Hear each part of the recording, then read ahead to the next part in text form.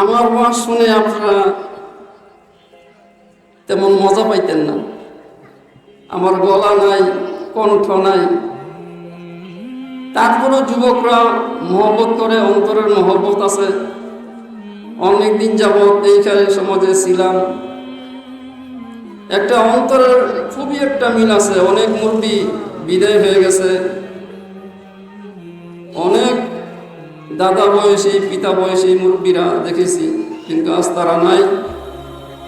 আল্লাহ তাআলা যেন সবাইকে জান্নাতের উচ্চ মাকাম নসিব করিও, সবাই বলি আমিন। দুই একটা কথা বলবো, আপনাদের বিরক্ত হওয়ার আগেই আমি শেষ করে দেব ইনশাআল্লাহ। সম্মানিত মুসলিয়ানে কেরাম, আমি আপনাদের সামনে পবিত্র কোরআনের সূরা হুজরাতের 12 নম্বর আয়াত তেলাওয়াত করেছি। এখানে একটা গুনার কথা বলা আছে। মানুষ যে সমস্ত গুনার কারণে জান্নাত হারিয়ে ফেলে, এমন একটা গুনাহ আছে যে গুনার কারণে আল্লাহ তাআলা তার উপর বেজার হয়ে যায়। এমন একটা গুনার কাজ আমরা করি যে গুনাহ তওবা দ্বারা কবুল হয় না। সেই গুনাহটা কি? সেই গুনাহ হলো গীবত। সেই গুনাহটার নাম কি? গুনাহ। আপনাদেরকে আরেকটা মেসেজ দিয়ে রাখি যে গুনাহ করলে সাক্ষী হয়ে যায় 4 জন। কয়জন? গুনাহ কয়টা? সাক্ষী হয় কয়জন? 4 জন। এটা ভালো সংবাদ না দুঃসংবাদ? দুঃসংবাদ, ভালো সংবাদ না। আমি গুনাহ করবো একটা, সাক্ষী হয়ে যায় 4 জন। নাউজুবিল্লাহ বলি সবাই। তবে সবার জানার দরকার, ছোট থেকে বড়, বড় থেকে বৃদ্ধ, সবার মা বোন যারা আছে সবারই কথাগুলো শোনার দরকার। গুনাহ হবে একটা, সাক্ষী হয়ে যায় 4 জন। তাহলে শুনেন, 4 জন সাক্ষী কে? যে আমি যদি কোনো একটা অপরাধ করে ফেলি, আমার দ্বারা যদি কোনো গুনাহ হইয়া যায়, তাহলে 4 জন সাক্ষীর 1 নম্বর হলো কিরামান কাতিবিন। 1 নম্বর কি? 2 কাঁধে আছে, আছে না? এখনই শুনছেন না আগে শুনছেন? আরো আগে শুনছেন না? 2 কাঁধে 2 জন ফেরেশতা আছে। যখন কোনো বান্দা একটা গুনাহ করে, সঙ্গে সঙ্গে এই 2 জন ফেরেশতা সাক্ষী হয়ে যায়। 1 নম্বর গেল। কয় নম্বর? 2 নম্বর। 2 নম্বর হলো আমলনামা। 2 নম্বরে কি? আমলনামা।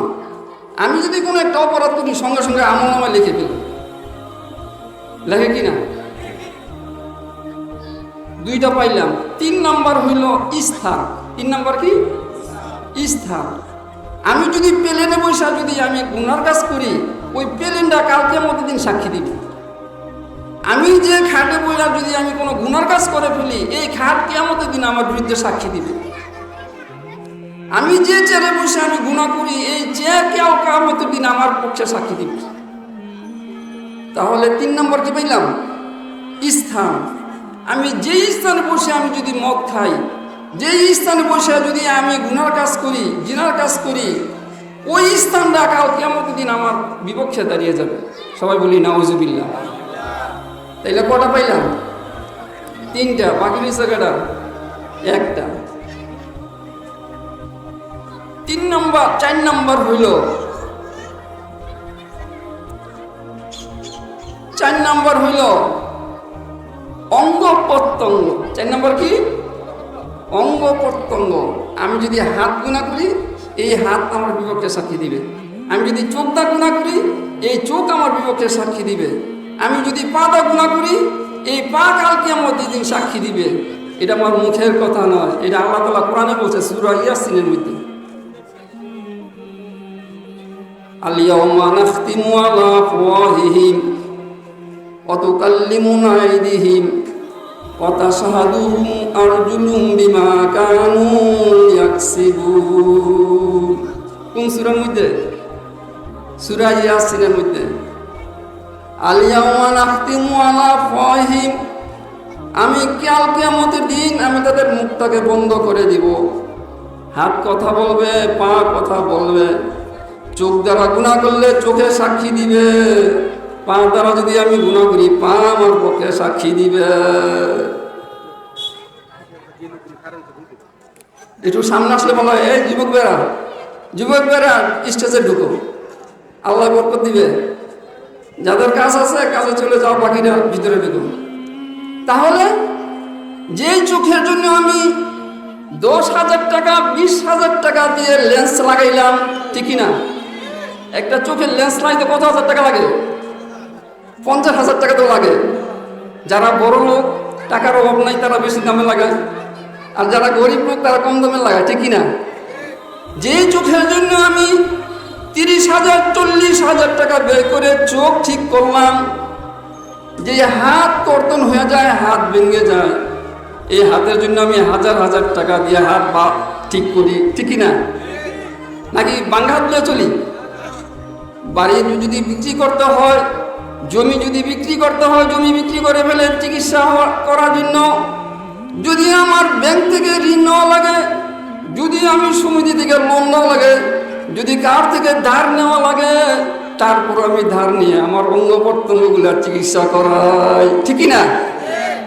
তাহলে এই চক্ষু আমার বিপক্ষে সাক্ষী দিবে, এই হাত আমার বিপক্ষে সাক্ষী দিবে কোন দিন? কাল কিয়ামতের দিন। তাহলে গুনাহ করা ভালো কাজ না খারাপ কাজ? এখন এই মেসেজটা আমাদের সবার জানা দরকার আছে কিনা? তাহলে গুনাহ কয়টা? সাক্ষী কজন? নাউজুবিল্লাহ বলি সবাই। এই জন্য বলতেছিলাম, এমন একটা গুনার কথা আপনাদের সামনে দিব, যে গুনাহ করলে তওবা কবুল হবে না। যদি এই জীবন কইরা যদি কেউ কাবা করে, যে হাত লাগিয়ে যদি সারাদিন কান্নাকাটি করে, তাহলে তার জীবতের গুনাহ মাফ হইবে না। নাউজুবিল্লাহ। কেন? এটা বান্দার সাথে সম্পৃক্ত, এটা আমি যার গীবত করলাম তার সাথে সম্পৃক্ত, এটা আর আল্লাহর কাছে কোনো হাত নাই। আমি যদি আপনার সম্পর্কে যদি আমি সমালোচনা করি, গীবত করি, আপনার মান হেয় হয়, আপনার সম্মান হানি হয়। আপনার সম্মান দিয়েছেন কে? আপনার সম্মান হেয় করার অধিকার আমার নাই। এই জন্য আমি গুনাহগার হয়ে গেলাম। এই জন্য গীবত হইল কবিরা গুনাহ। গীবত কি গুনাহ? কবিরা গুনাহ, যে গুনাহ তওবা দ্বারা মাফ হয় না। এই জন্য যার আমি গীবত করবো তার সাথে যে মাপ চাইতে হবে, ভাই আমাকে মাফ করে দাও। আমি যদি খালেদা জিয়ার গীবত করি, খালেদা জিয়ার কাছে যায় মাপ চাইতে হবে। আমি যদি শেখ হাসিনার গীবত করি, শেখ হাসিনার কাছে যায় মাপ চাইতে হবে। আমি যদি কোনো পীর সাহেবের গীবত করি, পীর সাহেবের চেয়ে মাপ চাইতে হবে। এটা কি সহজ কাজ না কঠিন কাজ? কঠিন কাজ না? আমি শেখ হাসিনার কাছে যেতে পারবো? আমি খালেদা জিয়ার কাছে যাইতে পারবো? আমি কার বিপদ করি, আমি যদি আমেরিকা থাকে তার বিপদ করি, তার কাছে যাইতে সম্ভব? তাহলে এটা কি মারাত্মক গুনাহ না ছোট গুনাহ? মারাত্মক গুনাহ। এই জন্য আমরা এই গুনাহ ছাড়বো না, ধরবো, ছেড়ে দিব, গীবত করবো না, গীবত করবো না। আল্লাহ তাআলা কি বলেন শুনেন, আইয়ুহিব্বু আহাদুকুম আইয়াকুলা লাহমা আখিহি মাইতা। আইয়ুহিব্বু আহাদুকুম, ও বান্দারা, আল্লাহ প্রশ্ন করতেছে, ও বান্দারা তোমরা কি পছন্দ করো? আইয়ুহিব্বু আহাদুকুম, তোমাদের মাঝে এমন কোন ব্যক্তি আছে যেটা পছন্দ করো?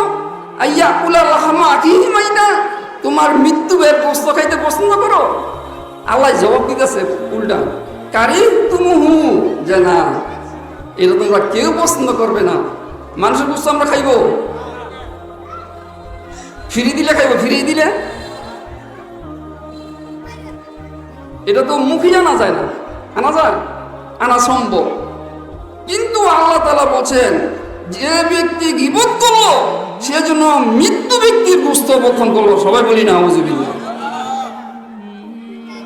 এই গীবতের চর্চা রিস্কাতে উঠলো হয়, গীবতের চর্চা ট্রলারে গেলেও হয়, ঠিক কি না? গীবতের চর্চা নৌকাতে পার হইলেও হয়, গীবতের চর্চা চায়ের স্টলে হয়, গীবতের চর্চা দুজন একত্রিত হইলেই হয়। আর মহিলারা দুই মহিলা একত্রিত হইলে তো আর কথাই নাই, ঠিক কি না?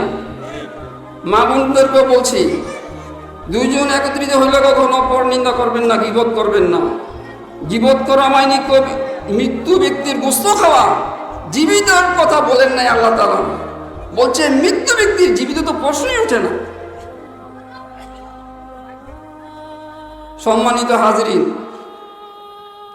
আল্লাহ তাআলা, আল্লাহর হাবিব রাসূল পাক সাল্লাল্লাহু আলাইহি সাল্লাম বলেছেন, আল গীবাতু আসাদ্দু মিনাজ জিনা। গীবত জিনার চেয়েও মারাত্মক, গীবত জিনার চেয়েও। কিন্তু কোনোদিন তাকে কোনো অপমানিত করি নাই। করছি? মাথা নিছেন একটু? কথাটা কতটুকু? অহরহ আমি কবিরা গুনাহ করছি, আমি অহরহ আমি আমার ভাইয়ের গোশত ভক্ষণ করছি, কিন্তু সমাজ থেকে যদি জিনা করে তাকে আমরা সিসি দেই, তার প্রতি আমরা হে পড়তে মনে করি, তাকে প্রয়োজনে সমাজ থেকে বের করে দিই, প্রয়োজনে তাকে জেলে দেই, প্রয়োজনে তাকে পুলিশের হাতে ধরাই দেই। সে জিনা করলে কেন অপরাধী, সে সমাজে সবাই মিল্লা তাকে তার বিরুদ্ধে চলে যায়, ঠিক না? কিন্তু আজকে হাতে হাতে চলতে ফিরতে, ঘরে বাইরে দোকানে চায়ের স্টলে নৌকা গাড়িতে যেখানে যায় সেখানে একজন আরেকজনের সমালোচনা হচ্ছে কিনা? এই জন্য রাসূল পাক সাল্লাল্লাহু আলাইহি ওয়াসাল্লাম বলছেন, আল গীবাতু আসাদ্দু মিনাজ জিনা। জিনার চেয়েও মারাত্মক গীবত করা। সম্মানিত হাজরিন, এজন্য বলছি, কেউ যদি গীবত করে যদি হজ করে, তাহলে তার হজ কবুল হবে না। হজ দ্বারা সে জান্নাতে যেতে পারবে না যতক্ষণ পর্যন্ত না যার গীবত করছে তার কাছে ক্ষমা না চাইবে।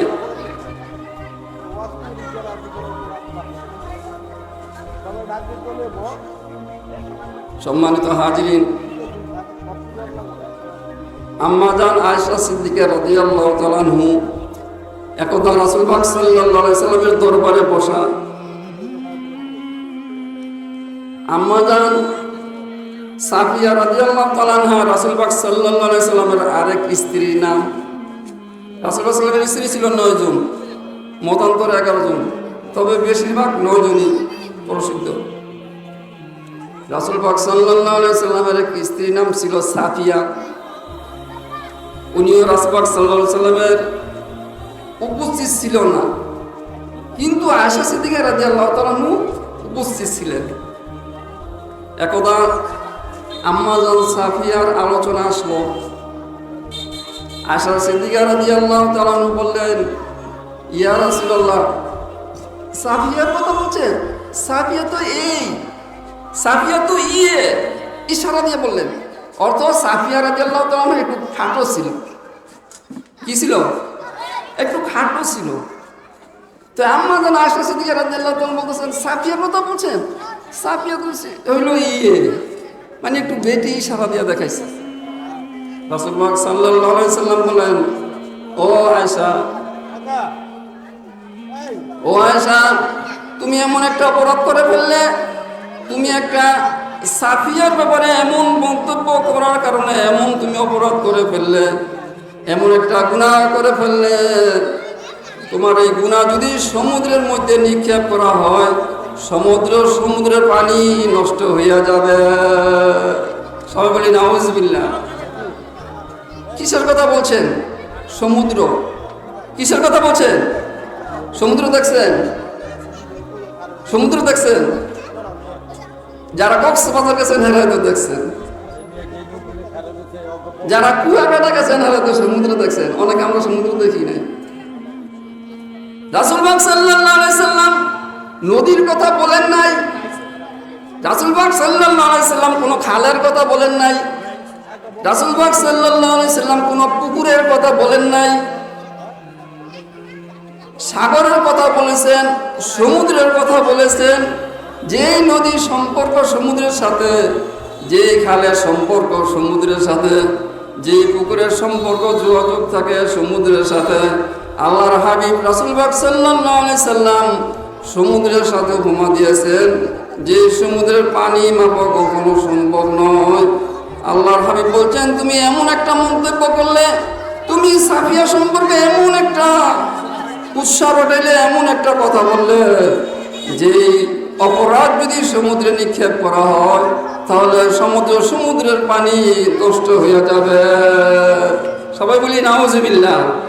তাহলে আমরা গীবত ছেড়ে দিব। সবাই রাজি আছি তো ইনশাল্লাহ?